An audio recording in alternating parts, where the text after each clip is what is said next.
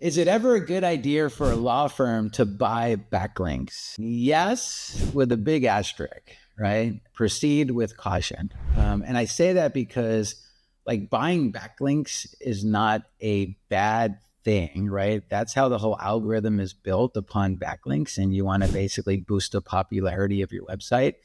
Essentially, by you signing up for the Better Business Bureau, you're buying a backlink, right? I mean, by you joining the Chamber of Commerce, right? You're buying a backlink. By you advertising with Avo or FindLaw or Justia, while you are on these directories and you might get business as a result of it, from the SEO side of things, you're buying backlinks, right? So you just do things naturally and you're getting links, and some of these links cost money, right?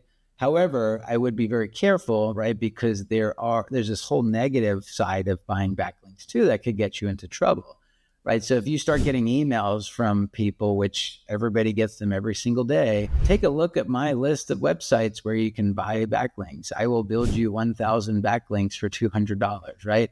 If you start to engage in those type of activities, right, that's where you can really cause a lot of damage to your website.